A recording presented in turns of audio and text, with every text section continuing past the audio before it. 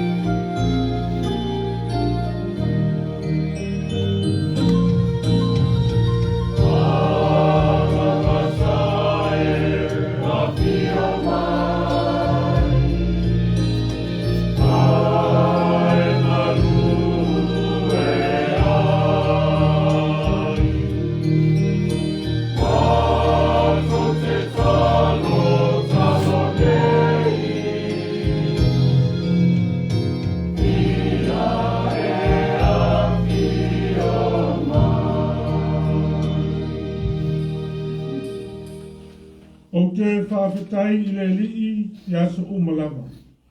Le au no na vi inga I lo ngutu.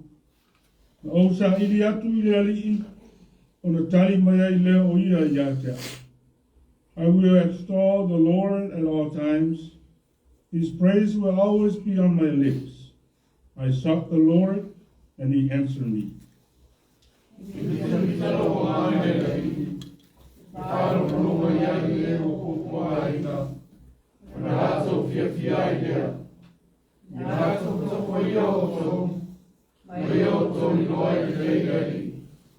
My soul will proclaim the Lord. Let everything hear rejoice.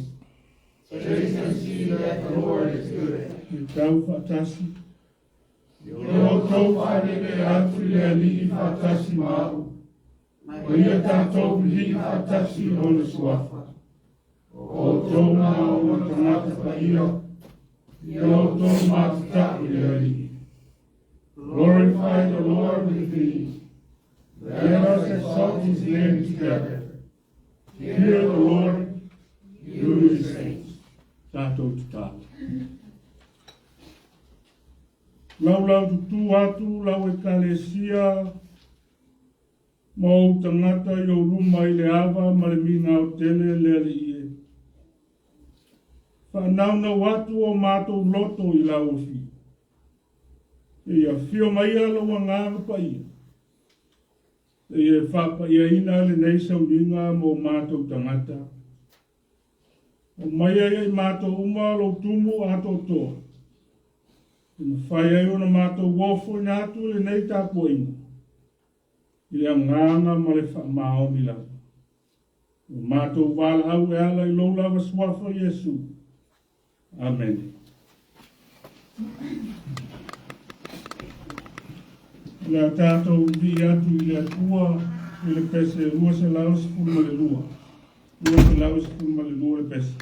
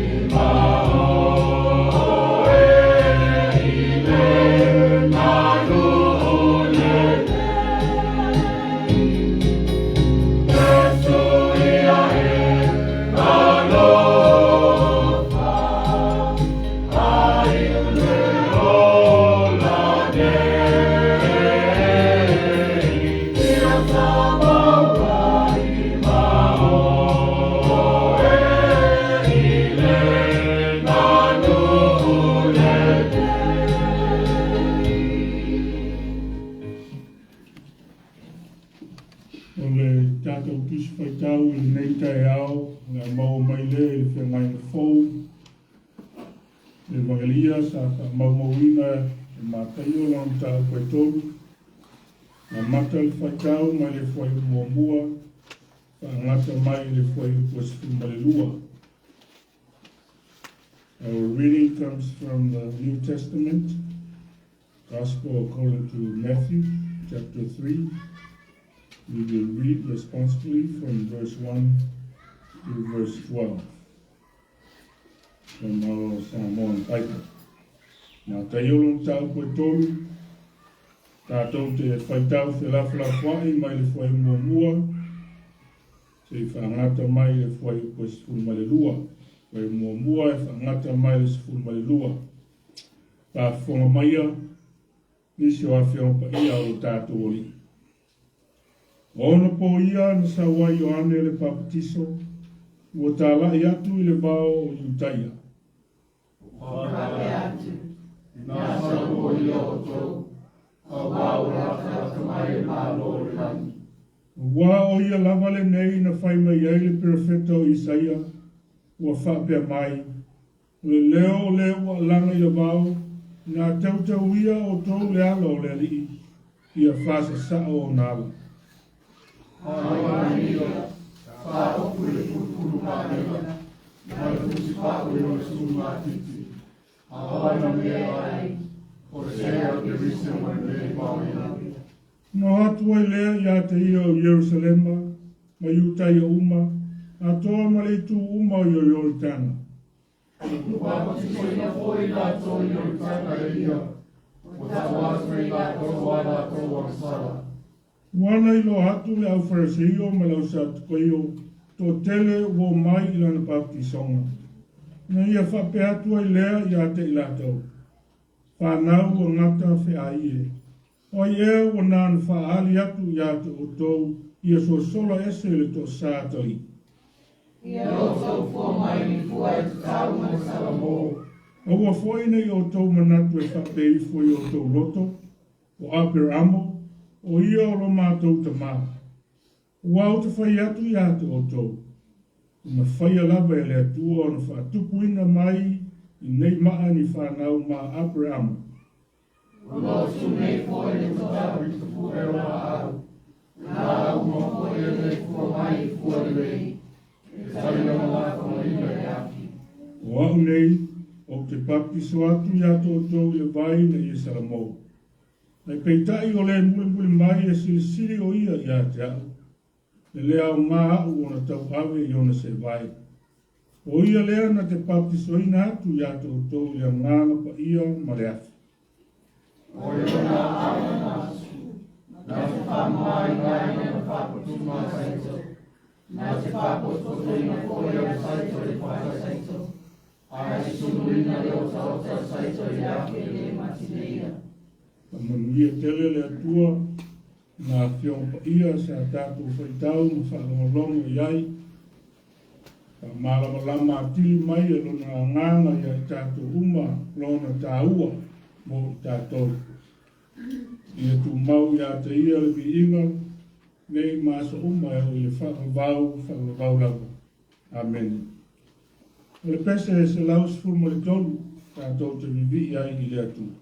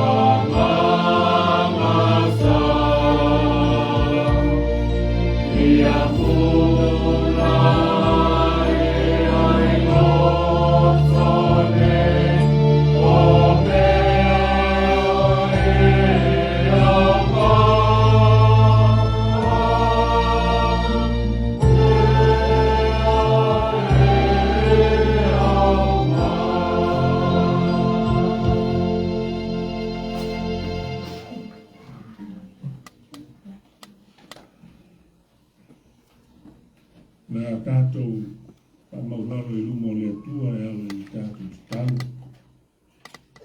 A uma mea o lo whale tonu o tātou loto, o tātou tangata, tātou saini I le tua, tātou whamaularo I le tua, tātou efo matutalo I le tua. Le tua whawawau, le tua mamana, o le tua pule au au la o fiu. O le tua o le amatanga, ma le ngata anga o me umai o la le soifua ma le ola o tangata. O la o fio le sa amataina, le whainga malanga lo nuku ma o tangata, I le nei tausanga.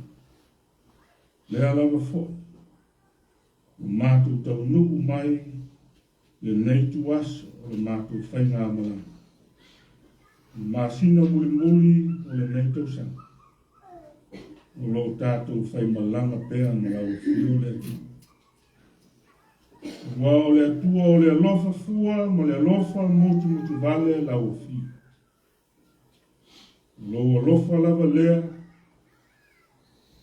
o mafua ai o toe poto manuia, lau I kalesia, mo tangata I le nei taia. Maua manuia le nei aso, aso fou e whapopo I aso whaitau o lo lato soifua mo lo mato o. Maua le malosi fou, mai fi au ma ngā luenga, fua ngā le tangata malana nā tiae. Ainga whapefo I whanau ia o onga. Le nawa yaso o mowa. Ia maisi o sa ilinga, lau e kalesia o maea ma patau nuku mawia. Ia ai lawa se mea mātou te pole ai le tu. Wā sa mātou talitonu, sa e mua ma muli. Sa e la vea I ma pui, le soifua ma le ola o tangata. Whaaftai tele lava le tua lo mātou tamā. I loa lofa lea o Alii. Lea o mātou poto manuia mai. E o mātou wifo ma tāpua. E o mātou sula ina le silisili ese ma le lofa tele o la o fio. Na walofa e le mawahe, le tu lātu ina, o tangata. O mātou whapea. Whaftai tele lava le tua. O mātou tupu silisili. E o mātou iai le nei vai tau mātou te whamanatu ina lo walofa silisili le.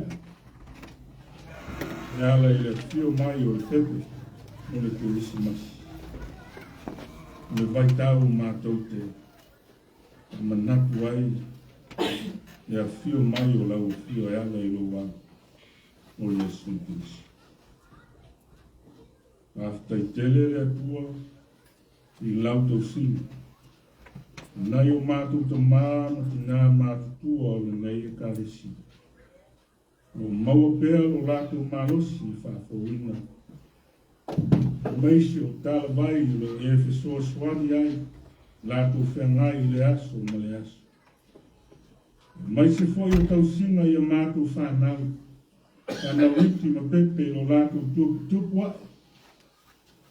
Tono aina, tono lau kalesi. E ata mai mo le poto o e fo ina I lau whanau, ngā lulue, whanau lo lātou whengai ai ma o onga. Tai tama.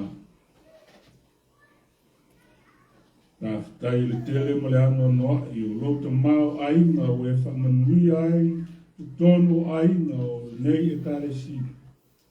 Mātou mau ai me le lei o mea tau, o mea ai o vai inu, o lava o fale o mātou no nofo ai o ta vale o whewai ai. O au whamianga o wā o mātou ola ma le soifuanga o mātou iai. A le tau lunga, le sili o la mātou tata. No wā le pelo Yesu Christ. nei vai tau mātou te whamanatu ina no nā whio mai le pepe o le te visimasi. Na ia saunia le taulanga tutas, taulanga ola. Tōmi ola ai i mātou uma ma le lalurangi atoa o tangata anga sala i lau whio. Tu mau la ia i lau whio le viinga le whamanu ma le whanetanga. Nei maso uma e whakavau lau. A mā ngalo mai le i whonga lau e ka le sia lo mātou o tua. Ua mātou te tau tino atu, o mātou lava o tangata ansa. Te leo mātou se, whale tonu, tonu o mātou aina.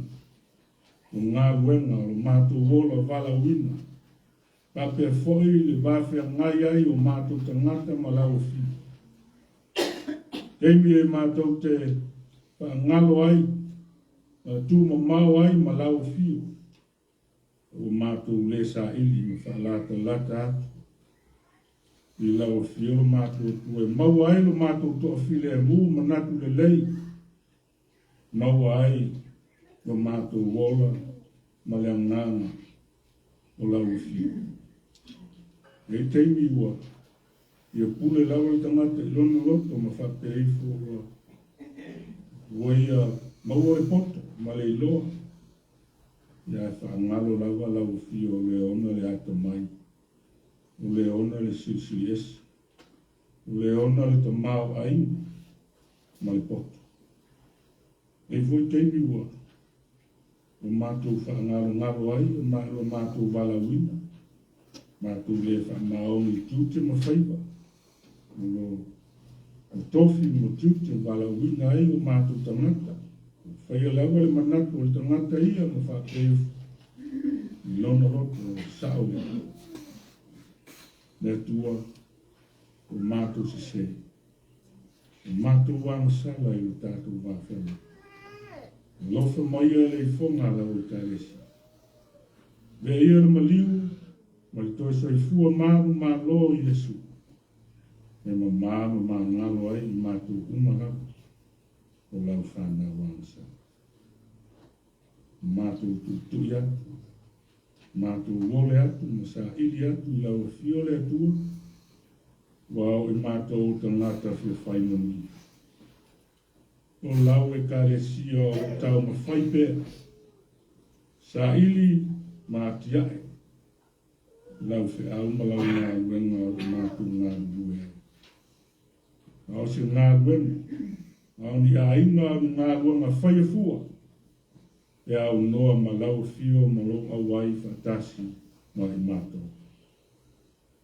Lea mātou te o atu ai o luma le atua, so soani mai a mātou. Ka ngaka vai ma le ato toa. O ai manatu, o ai le tō whāma le nganga o lau fio, ia o onga ngā lulue. Lo lango sua i lau whi au ma lau ngā lue. Ka manuia i lato uma, i onga te apono, rao ao, whaletua, le māwhtanga tina, ta mā, tupulanga talu vau. Lo lafo maa, ma lango sua i lau whi au, ma lona atina ei. Whamunia le atua, o a il malosi whawhawina. Whawhua le soifua, walo lato soifua tau tua, au onga lau whi au lau ngā. Whamunia whanau o le neia kālesia, pepe fau, wa e fo ina mai tu tonu ainga, whapea, ma le whapauponga i tonu o le neia kālesia. Le ia tausi. Manuia ia lato humo e lato tukua. Manuia foi whanau no lato whenga iai ma le ola a oina. E maua pēr le poto mai lau fio. E maise le poto. E matau ai i lau fio le atu o le puno meru. Mātou te tāla foi whamanuia tukulanga tala vau. Maise i lato uma o whengai ma ngā wenga. E whamanuia i lato ngā wenga le ali. Le leo leo mataus, Wa ile atamai ne ola. Wanga wenga we whamanuia ai la tau. Ia la tau maua le whamaoni ma le anganga. Ngā gulue ai so se ngā wenga. Maua ai manuia e atia ai a inga ma whanau stono nei atu. Te e whamanuia ma tausi na yo mātu te māma tina mātu tua. Lolo lātu soifua. E ai. A fia mo fie fo I whamai o le nei soifua. Ang le leila o fio mo. A soa pēr le marosi le aso mo le aso. Le ngalo le mātu te talo. O tangata malau whanau. Lo whātau tolia te tono, wharamai whapea te tono ai. Mawhatia ma ti ngā, mawhatianga ese o soifuanga. Fia ai le mawhau ma le ngā. Te e whamanuia I waila au. Wala au whamanuia I tono whitinga. Meise o sa ililinga, limu ta matai fo mai. Whamanuia I lātu wa au. Wala tuai lo mana whamaro lo yo tangata. Ia o le talo, whai e lau fio se aso e tu lai mai le malosi fo. Ia lau fio. Whamawhanawhana whamaisi le ngango lau fio lo mātou te mā. Ia inga whapawau ma le whanua noa o no mātama pele mautu sia le oti. Ia iai pea la wa nganga I lunga ia lātou oma I manui ai ma mawhanawhana ai mātama. Le ngalo le mātu te talo, o mātu wātanu pele o Samoa. Samoa I se sifo, ma Samoa I se sae, whainga mālo, whainga anuku. O mātu a inga o lo tāpu ia, o mātu a wai whafu nei, āme lei lau fi. Whamanuia I ona lau ele ele, ma le sami. Whamanuia I atina aina o ainga, maise o whainga mālo, ma whainga anuku. Ang le lei on taitai. Musu lo wanganga I lato uma I maua le nganga o la ofio le poto ma le atamai. Le maisi o le whamaoni ma le alofa. Taitai manuia ai a inga le atu nuu whapea le malo. Mana tua fo le mātu te talo au e kare sia e fi. Lo folo ina ai ma tā la ina ai lau talo I lei a Yesu ke liso. Ia whamanuia I ona taitai. O au na tō fia. O lau taitai ina lau whi au ma lau ngā wena. Maua le nganga o lau fio. Maua le ata mai le poto ma le malos. Taitai ai o tangata I o maua nganga tele mo oe le atua ma lo mano. Whamanuia I ona a onga whawhai whi au lo au tau ina ai lau. Au tau o wala au talo le leka. Ia whamanuia I tau na whainga. Whamanuia I whai a oma lo o ina lau whanau. Ia maua pēr. So I fua lau le lei mo oe le atu. E ngalo fo le mātou te talo. Lau ngā wenga whamisionale le larolangi ato. Ia whamanuia I au ona tala. Wa I le mau tele. Ia maua nganga mo oe le atu oe le larolangi ato. Ia alo lau talo le leile nei aso. Ia alu mare mana le li. Taimi o I ruma mātou whalongolongo se upu mai lau a fiongpa I. Nā uma lau fi. Tala le mātou whalongo. Ia mātou whalongo mare manino au e wheta lai mai. Au mga wena ma fuafuanga le nei vaiaso. Wei se fo I fuafuanga lau e kalesi. Ia iai lo file mu, ma lo manuia I lunga ia I mātou. O le mātou te talo le, whamanuia la o le nei e kālesia le li, mawhitanga atina, le mawhitanga atama, taitai ma le au whaipese, le stene ma le au talawou, pēr fo isi mātou au ngā sosa, ia e whamanuia mai le li. Le mātou te talo le, tasi ai ma te talo lilo, lau whanau mātou wofu nātu le ngana whatutu. Whai ai pēa lo lawa whina. Aua lawa so mātou whatawana. Nau lava suafa Iesu le li'i ma le whaola. Ua ala tu ai le mātou te tā. Amen.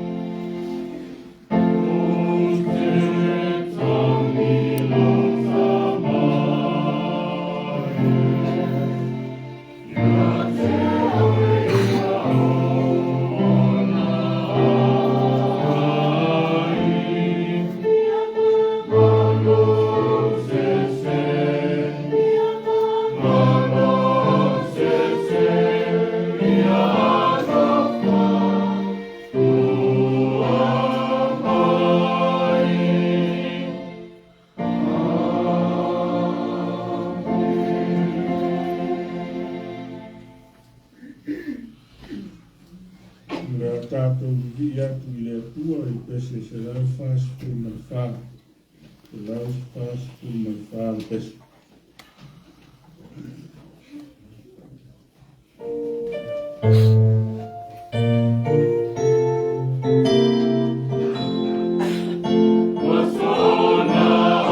Alii, Alii,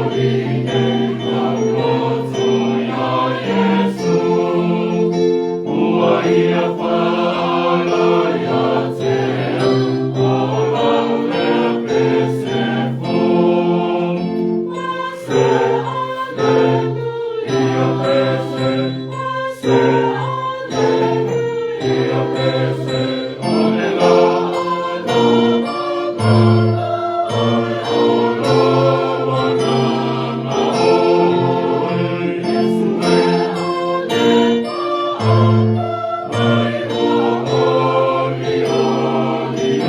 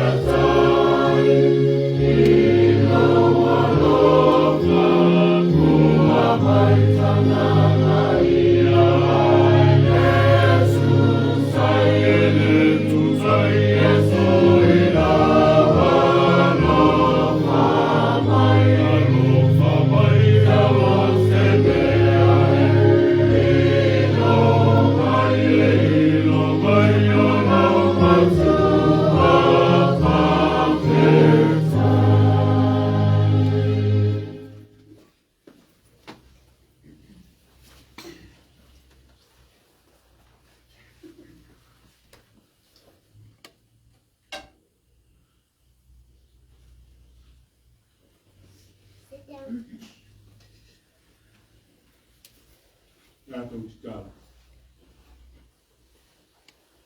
Kai tele lava lo mātou atua. I loso sia, ma au. We whamanui ai na lotu, ma lau whanau. Mātou toi ofo ina atu, nisi o au whamanianga. E ala I mei tupe o e whoa. Mātou te whaitau langa ai, na whoa I ai no lau whi au, ma lau ngā duena. Mātou te talo se e papa. Ia mai ale nei whoa I, tasi ai mo mātou tangata. No lawa swafa Yesu o mātou te talo atu ai nei. Amen.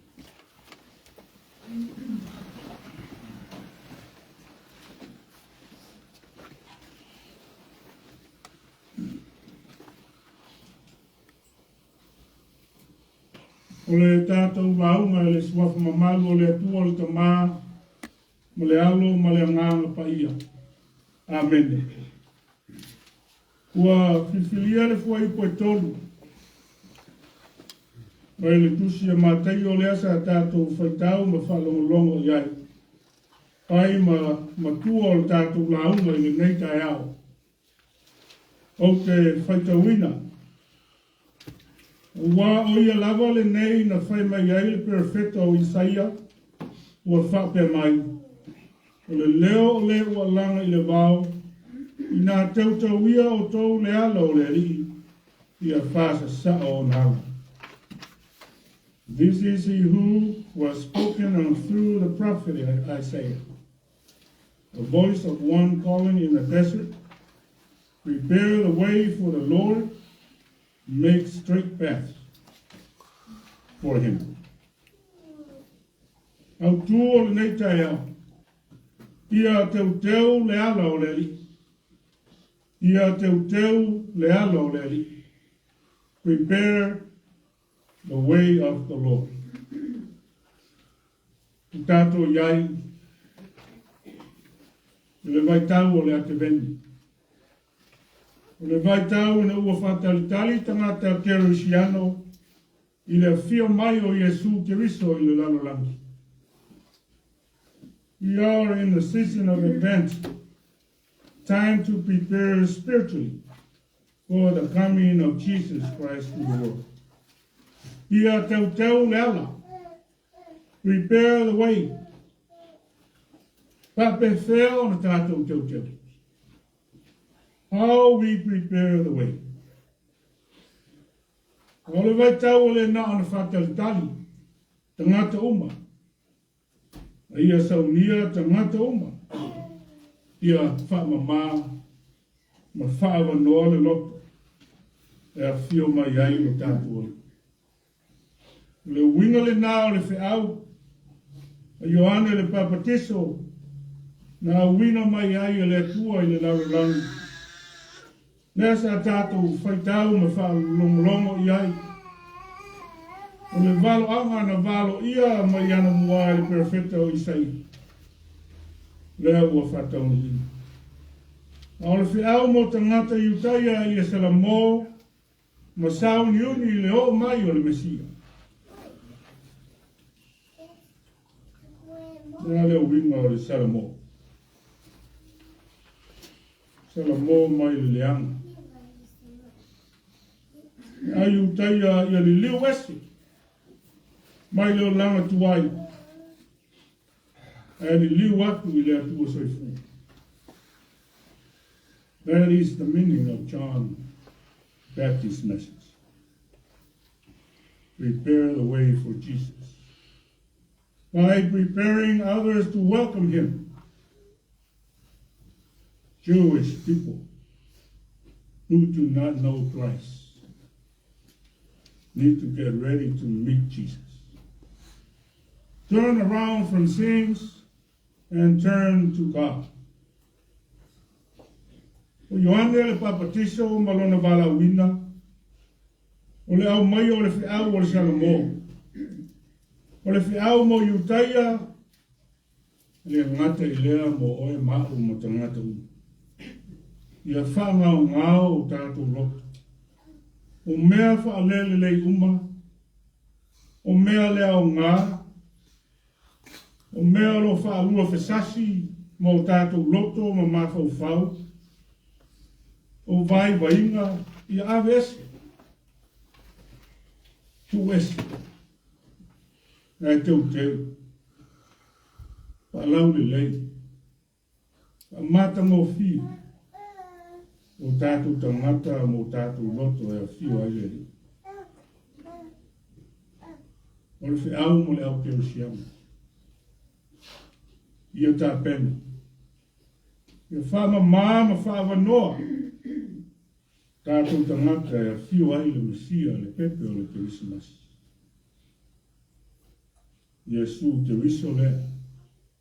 Wa whiu mai na te whaia swinga. Swinga fau i te tonu i o tātou tangata. Repentance. It's a message to each one of us to empty our hearts. All the clutters, the nonsense, and all the witness taken away and prepare room for Jesus. Make room for Christ and He will make a difference in us. Vai tau fōile nei I tō tele, teuteu o lātou maota, o lātou lawa, teuteu I mō li I whilangu o wai, mea mata mō fie, mō mea lofa. E whape wheo tātou tātou. Whape wheo tātou loto o le whale whatawhai. O le malu malu e a whio tūma wai lo tātou atua. Le alii o Iesu. O le vai tau. Whatawhea I le anga ma whale tonu o le nei tausanga.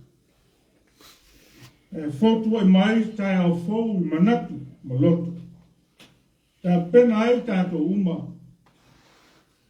Mō whi au ma ngāru ana fōu o le nātou sama fōu. Vea fōu le nei tai au. Tātou te mana kunatu ai. Lea lofa le ma wha matala tala ina o le atua. Le atua o lo tātou o le iso I fua. A le ana ia tausi I ato e ma. O ia lawe ina. Whamanuia I o tātou ainga mai kālesi.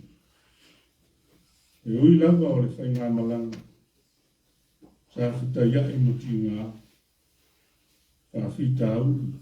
Whamai.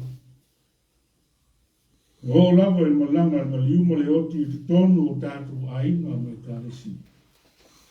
Mo tu si ai māwhitanga pe. E sa apa mai peo na aolo. Apa mai peo na aolo whai la vea. Tausi ma whaalau le lei le ala mo I tātou. Le aua ma fuai. Ona tātou. O nuku munuia. Mau munuia le nei tuasa. Wow, yeah. Na ilu matauta. Le toi masina o le nei tausanga o le tātou whaingama. O le atua nā te whaapoto mai ma whamunuia I lana whanau. Whātuku. Ia o le li nā te le tu la foina. So lana whanau o mawhatia o tina ina. O le vaitau. E ao na tātou whapeane. Whawhatai tele le atua. U mau I lau o fio le viinga. Ma le whamanua e le aunga. Amen. O le a tātou pese I le atua. I le pese lima. I mai pese.